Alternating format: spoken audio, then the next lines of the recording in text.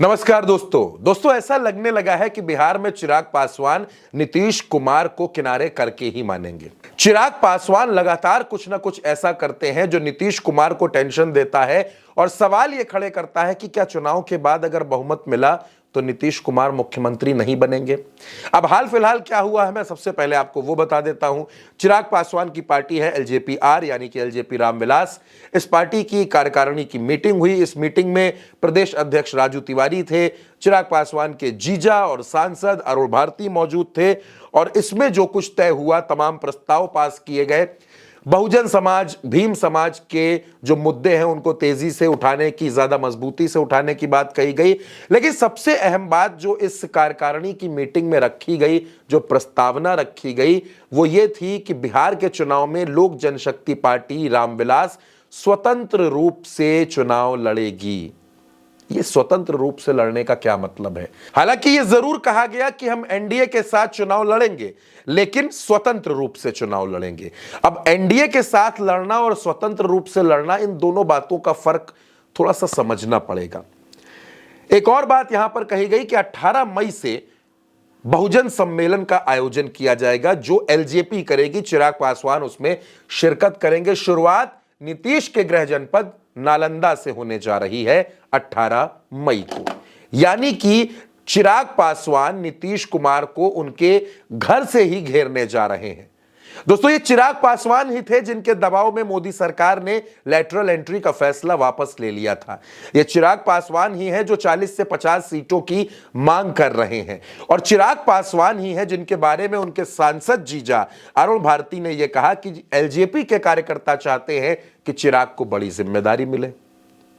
चिराग पासवान खुद इस बात को कह चुके हैं कि वो लंबे वक्त तक केंद्र की राजनीति नहीं करेंगे क्योंकि उनकी नजर बिहार पर है। चिराग पासवान ये बात भी कहते हैं कि वो एनडीए में हैं, लेकिन एनडीए में अगर कोई नेता हिंदू मुसलमान करने की कोशिश करता है तो मैं पहला ऐसा नेता हूं जो एनडीए में रहकर भी उस नेता का विरोध करता हूं। चिराग पासवान के तमाम बयानों को देखिए, इस कार्यकारिणी की मीटिंग को देखिए और उसके बाद जो समझ में आता है वो ये कि चिराग पासवान जीतन राम मांझी नहीं है। चिराग पासवान उपेंद्र कुशवाहा नहीं है जो बहुत जल्द, बहुत आसानी से नरेंद्र मोदी के आभा मंडल के दायरे में आ जाते हैं। चिराग पासवान अपनी स्वतंत्र पहचान चाहते हैं। चिराग पासवान उत्तर प्रदेश, महाराष्ट्र, दिल्ली, झारखंड, इन तमाम राज्यों में अपनी पार्टी के संगठन को खड़ा करना चाहते हैं, मजबूत करना चाहते हैं। चिराग पासवान जाहिर तौर पर डायनेमिक लीडर है, यंग लीडर हैं, तो ऐसे में बिहार के युवाओं में उनकी लोकप्रियता भी है, उन्हें लोग पसंद भी करते हैं और चिराग को लगता है कि अपनी इसी लोकप्रियता का फायदा उठाकर बिहार और बिहारी को मुद्दा बनाकर वो आगे बढ़ सकते हैं और भारतीय जनता पार्टी के लिए मजबूरी बन सकते हैं कि बीजेपी उनमें और नीतीश कुमार में सेलेक्ट करे कि सीएम किसको बनाना है।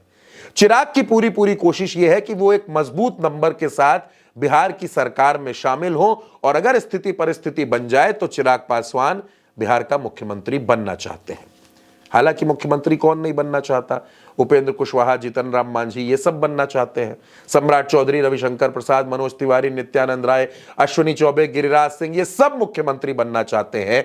लेकिन नीतीश कुमार की पार्टी को साइड करने के लिए चिराग पासवान जिस तरीके से बयान देते हैं, मीटिंग करते हैं, प्रेशर बनाते हैं, उससे यह समझ आता है कि चिराग पासवान का पहला टारगेट कोई और नहीं बल्कि बिहार के मौजूदा मुख्यमंत्री नीतीश कुमार हैं और नीतीश को साइडलाइन करने के लिए चिराग भरसक कोशिश कर रहे हैं।